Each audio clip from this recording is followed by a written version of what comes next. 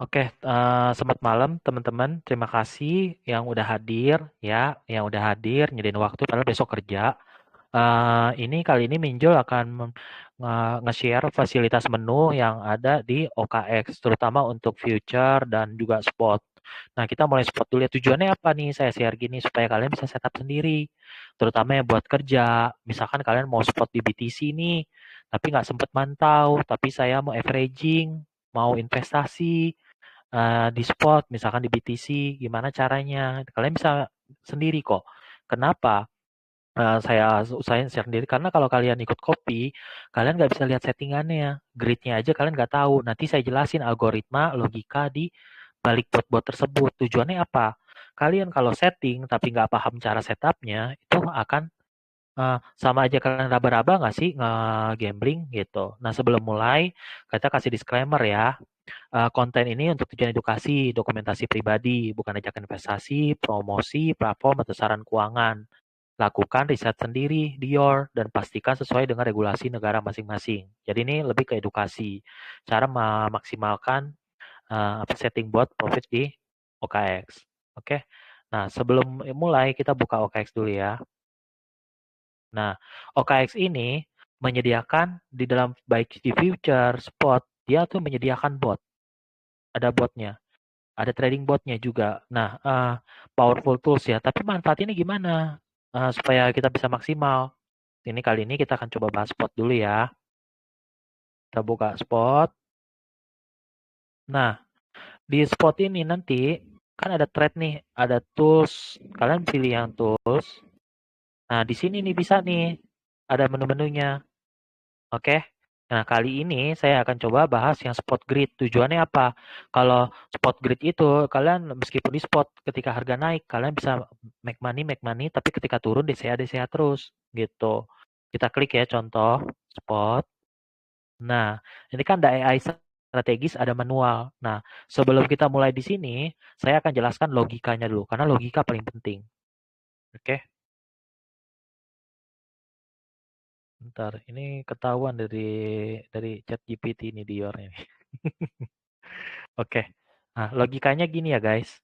Di dalam spot itu, logika algoritma botnya, nanti kalian tentukan rentan strength-nya. Misalkan dari sini sampai sini.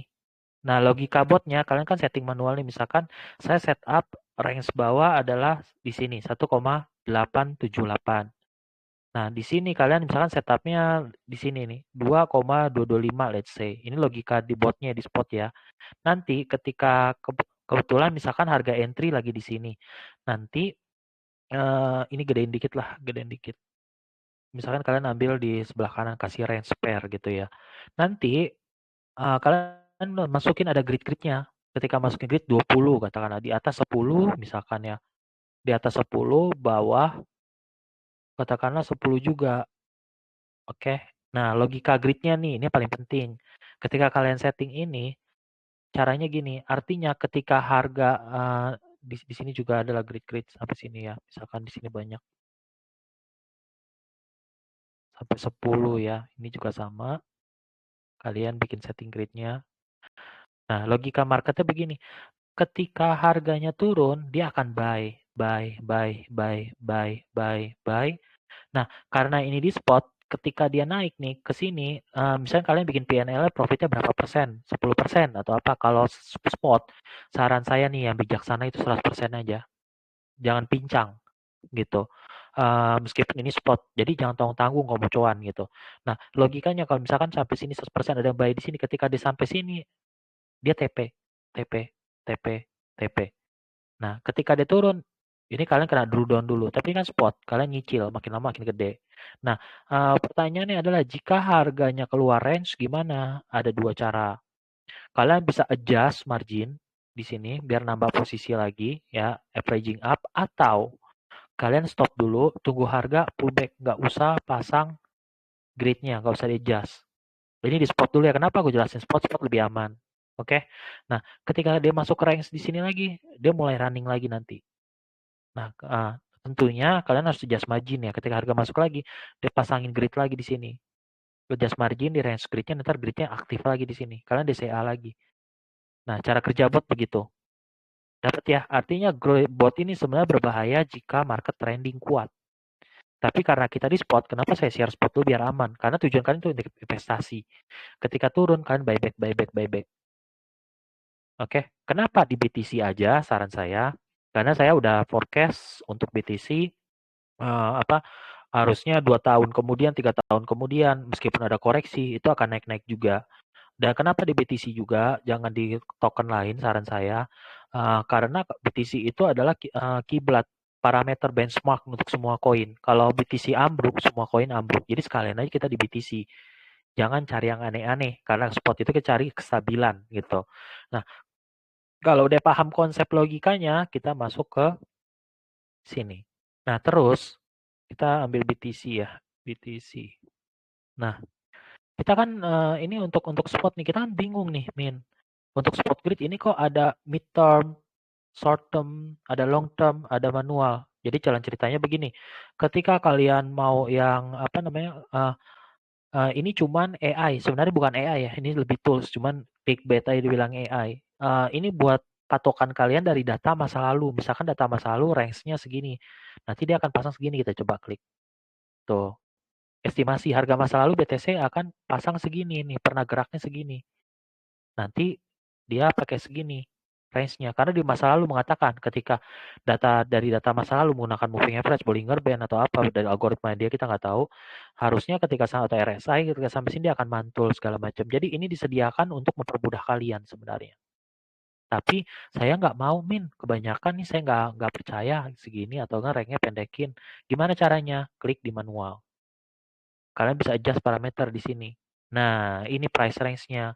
Saya nggak akan jelaskan gimana algoritma saya memperhitungkan algoritma range yang pas ya. Cuman saran saya nih, saya kasih clue. Untuk pemula, kalau yang mau manual, kalian bisa pakai Bollinger Band. Bollinger Band kan kelihatan. Batas atas, batas bawah. Average true rank bisa. RSI juga bisa. Moving average, pakai moving average open close juga bisa. Kan pasang dua moving average, kan ada open close. Biasanya deket-deket sini. Ambil time frame-nya saran saya daily minimal. Kalau nggak weekly, biar ke cover. Bollinger Band bisa pakai 14 untuk segini-segini untuk netapin range-nya loh. Jadi range-nya itu nggak boleh pakai feeling karena harus pakai tolak ukur. Seamit-amitnya kita pakai feeling nggak tahu pun kita batasi pakai all time high, all time low. Caranya gitu. Oke. Nah, grid ini adalah yang di open.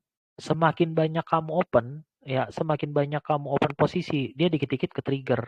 Nanti nggak usah khawatir. Ntar makin gede dong, Min. Nggak usah khawatir. Ya udah dikunci di sini. Sebelumnya kita ada kunci. Misalkan, saya mau kan ada minimal ini 109. 109,98, 109. Ada minimal berarti 109,9. Biar di warp. Jalan algoritmanya. Nah, nanti 109 disebar di sini nih, pecah-pecah kecil-kecil gitu, teman-teman. Oke, nah ada lanjutannya. Habis itu kalian klik advanced setting, ini penting. Terserah kalian mau pakai trailing up atau trailing down. Kalau saya sih enggak. Kenapa? Kalau apa namanya? Kalau trailing itu dia jadi gini, ketika buy udah ke trigger, dia naik lagi. Ketika harganya apa namanya bisa ada kemungkinan naik, dia geser-geser. Misalnya target kita 100%, nanti nggak nyampe 100%. Tapi terserah kalian gitu ya.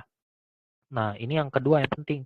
Execution order-nya nanti berdasarkan apa? Instan, ngikutin yang grid-grid ini, atau nanti ketika harga mendekati grid, dia bisa patokan kita setel harga lagi, atau berdasarkan RSI. Ketika gridnya masuk di sini, RSI-nya nge-cross, motong. Kita klik aja contoh ya. Oh, nggak bisa kelihatan ya. Oh, ada nih settingannya RSI 14 segala macam. Ketika ada cross motong, dia baru masuk. Tapi kalau kita nggak pakai RSI, dia ngikutin grid-grid ini. Saya sih nggak mau pusing ya, pakai instan juga nggak masalah. Karena RSI itu kadang ada area-area yang sebenarnya bagus, ke trigger, tapi dia nggak ke trigger karena RSI-nya belum menunjukkan cross, golden cross-nya. Nah, ini yang paling penting. Ini banyak yang orang-orang nggak jelasin pakai botnya. Ini cuman kita doang. Saran saya ya, kalau di YouTube itu kan suruh bilang pakai aritmetik. Saran saya jangan, pakai geometrik. Perbedaannya apa sih, Min? Kalau aritmetik ini, dia akan pukul rata. 106, 109,9 ini dibagi ke grid yang hijau ini semua. Bagi sama rata. Saya nggak pakai itu, saya pakai geometrik. Apa bedanya? Geometrik itu dia akan usahain dimultiply, makin bawah makin gede, makin bawah makin gede volumenya. Kenapa? Karena sistem itu by the deep. Kalau by the deep, ketika geometrik nih, ketika harga naik sampai setengah, kita udah bisa profit. Soalnya makin lama makin gede. 109 ini nggak dibagi rata ke sini. Tapi dibagi misalkan 109, tadinya di sini 0,1 USD, turun lagi 0,2, turun lagi 0,3, makin bawah makin gede. Sistem kayak DCA Michael Saylor. Dapat ya. Kalau misalkan kalian udah setuju, kalian tinggal klik. Kalau udah klik, kalian baca lagi di sini sesuai nggak. Kalau sesuai, kalian confirm gitu. Sesimpel itu kok untuk ini. Nah, terus ada saran-saran dan tips nih, ini yang paling penting. Saran saya pantau tiap hari, meskipun di bot ini ada kasih warning ketika grid kita habis. Grid kita udah kepake segala macam. Saran saya lihat tiap hari, takutnya gridnya habis. Jangan sampai gridnya habis. Kalau gridnya habis di area kosong itu kita kena floating lumayan gede. Oke. Nah, saran saya untuk cek daily lah. Misalkan kalian pakai Bollinger Band. Kita analisa pakai indikator Bollinger Band, let's say ya. Nah, kita buka dulu, bisa masukin indikator nggak di sini. Kalau nggak bisa pakai Trading View juga bisa kok. Indikator volume MA, ada Bollinger Band. Kalian periodnya kita tes dulu ya 20 ya. Tuh, kan kelihatan di sini nih. Batas atas, batas bawah. Contoh. Jadi kalian intinya nggak boleh pakai feeling lah HTR, atau kalau kalian nggak mau libet pakai AI ini aja. Nih pakai AI. Kenapa dia gini gridnya panjang segini ya, emang nyampe min? Enggak, ini kan spot, dia rancangnya sengaja biar kalian tuh aman. Anggapannya DCA terus gitu. Nanti kalau kaliannya atau kalian mau pakai ChatGPT, prediksikan rank all time low, all time high selama 3 bulan ke depan, karena kalian mau buy apa namanya mau buy di spot, tapi kan nggak tahu range ya. Ntar ChatGPT ngolah tuh data dari 3 bulan di BTC, all time low-nya, all time high-nya sekian, all time low sekian, kalian tambahin kata kuncinya, bikin prompt parameter. Saya mau deviasinya kali dua kali, berarti all time high-nya misalkan segini dikali 2, jadi kelipatannya segini. Itu buat batas kalian bikin grid gitu. Nah, apa namanya, dengan sistem ini harusnya aman di spot. Jadi ketika turun dia buyback terus selama rank sekalian nggak habis. Yang penting adalah rank sekalian tidak habis, karena ketika rank-nya kalian habis nih, di tools contoh spot grid ya. Ini. Nah, kalau rank-nya habis, nanti ketika dia nggak dapat entryan lagi, dia nyangkut di sini nggak ada transaksi. Harus tunggu BTC-nya naik ke sini lagi baru profit. Itu bahaya buat saya. Kenapa? Belum tentu ketika koreksi kadang dalam loh BTC. Bisa berbulan-bulan. Kalau kamu nggak pasang gridnya, kamu nyangkut, uang kamu nggak keputar. Gitu. Karena ini spot, andaikan uang kamu habis, adjustnya nggak cukup, kamu tambah margin nggak masalah. Makanya BTC only aja. Dengan asumsi BTC gagal, kripto hancur. Masa iya BTC rakpul gitu. Kalau BTC rakpul itu ada resiko, karena kita memang masuk ke dunia investasi kripto gitu. Makanya saran saya ambil BTC aja untuk keamanan kalian. Karena saya nggak mau goreng aneh-aneh. Yang penting buat saya adalah uang kalian selamat gitu. uh, apa namanya, aku harap jelas ya. Ini aku allow to speak dulu. Ini kan di record nih. Sekalian kalian bisa open mic. Jelas nggak? Kalau nggak jelas, kita bisa nanya, komen. Halo? Aku udah allow to speak. Buat kelebihan sama kekurangannya apa ya? Yang Kenapa? paling jelas gitu buat kekurangannya. Kekurangannya, oke. Nah, yang paling utama lah, nggak usah banyak-banyak, satu aja jeleknya. Oke. Kekurangannya ya, bot ini ya, aku jujur aja botnya, dia nggak bisa looping, recurring. Makanya saya request ke apa namanya, secara teknis ya, secara teknis itu dia belum bisa kayak botnya di EA. Kalau di EA, di MetaTrader segala macam, saya cukup setting sekali. Ketika gridnya habis, dia auto looping lagi, dia bikin grid sesuai dengan parameter kita buat. Ini kita harus pantau. Kedua, kalau dengan teknik spot ini harusnya resikonya kecil sekali. Resikonya kita adalah cuman kalau BTC rakpul, itu pertama. Kedua, resikonya adalah kalau BTC turun terus, kita harus tambah grid, posisi kita harus tambah nilai investasi kita. Jadi saran saya adalah jangan start gede-gede, ambil minimal dulu yang disediain sama dia di sini. Kalau bisa lebih kecil, lebih kecil. Gak usah khawatir, ntar USDT ini auto adjust kalau kalian gridnya sedikit, range-nya sempit. Nanti dia bisa lebih kecil USDT-nya. Tujuannya apa? Kalian punya dana reserve cadangan kalian untuk nambah posisi. Ini spot lebih aman dibandingin yang grid. Misalkan kalian ini kalian mau apa namanya? Kalian mau di spot investasi. Tapi saya nggak sempet bingung mau belinya di mana segala macam. Nah, bisa pakai.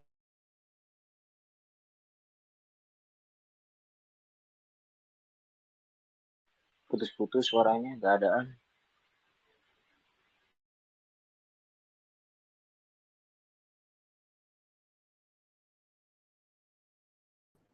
Sinyal nge-lag namanya. Nge-lag, Min. Gak ada suaranya, Min. Videonya berhenti ya?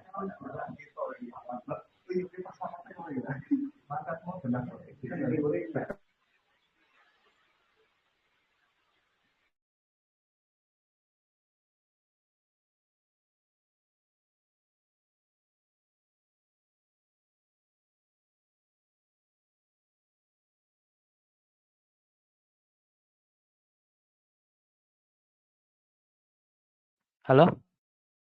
Sorry, tadi keputus ya internetnya atau gimana?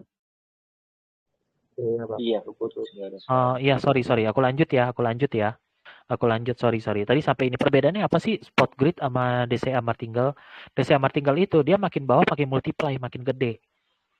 Nah, kelemahannya adalah DCA martingale lebih butuh banyak uang. Kelebihannya apa? Kalau DCA martingale ini, dia bisa tutup di satu posisi TP-nya. Kalau spot grid, kelebihannya adalah uangnya lebih kecil. Kelebihannya apa? Dia bisa TP di banyak posisi. Kan yang tadi kalian lihat, kalau yang spot grid ini, aduh, sebentar.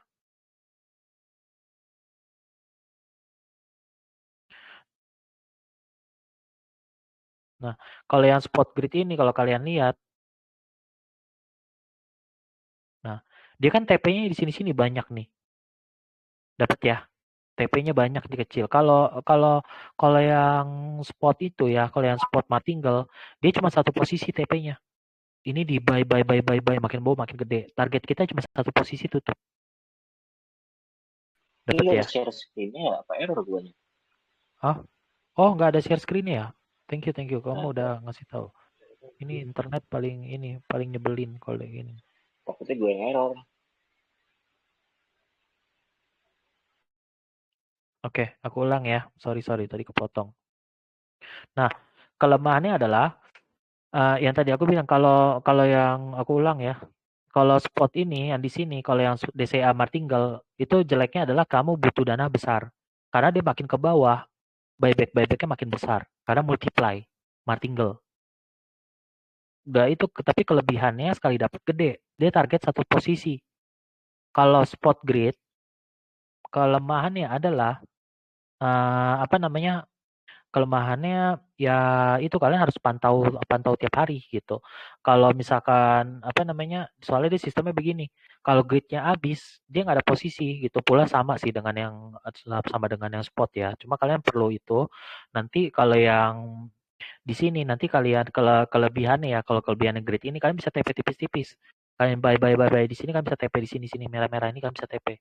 Kalau yang spot dia nggak bisa. Kalian DCA bawah, target cuma satu titik. Kesimpulannya apa? DCA martingale lebih membutuhkan banyak uang. Kalau spot grid ini lebih aman safety. Aduh, kok nge-lag lagi internetnya nggak bagus ya. Apa namanya? Dia bisa di lebih banyak posisi. Ketika lebih banyak posisi, udah itu enaknya kalau kalau di sini kita juga bisa multiply, meskipun multiply-nya pakai geometrik ya. Geometrik tuh lebih aman. Dia nggak pakai, kalau DCA martingale tuh bedanya gini. Kali dua katakan martingale saya. Dia makin ke bawah open USDT awalnya 1 USDT. Nanti open awal 2 kali 2 lagi 2 USDT. Bawa lagi 2 kali 2 4 kan gede banget. Ya kan? Nah, kalau geometrik dia enggak, dia pakai linear makin ke bawah makin gede cuma kecil-kecil. Misalkan 1 USDT. Nanti kalau dia kena lagi nih bawah, kalau yang di grid ya, dia kenanya jadi 1,01, 1,03, lebih aman, lebih merata. Jadi kalian bisa sebar grid banyak juga aman. Dana kalian nggak butuh duit berlipat-lipat gitu. Halo, menjawab nggak? Kalau kelemahannya semua sistem ini adalah ketika market trending bull gila-gilaan atau drop gila-gilaan, kalian harus adjust parameter, nambahin gridnya, otomatis kalian harus nambahin ini Jadi kalau nambahin investment amount ya buat tahanan ini ya, bukan tahanan sih, biar bisa dia buyback lagi di bawah. Karena ini kan spot. Nah, jadi kesimpulannya saya, kalau kalian mau aman, saran saya, grid-nya dilebarin aja. Nggak apa-apa, ini kan rapat-rapat kecil. Grid-nya lebarin, yang penting ininya kecil. Jadi bisa buyback tipis-tipis juga dapat gitu. Contoh 1 jam, kita buka time frame 1 jam ya. Tuh, ini kan bisa dapat buyback. Setiap hari kalian bisa buyback gitu. Bisa DCA gitu. Dengan dana yang terbatas bisa dihitungin semua sama OKX-nya. Jadi nggak usah pusing gitu. Semoga menjawab ya. Ada pertanyaan lagi nggak? Yang lain?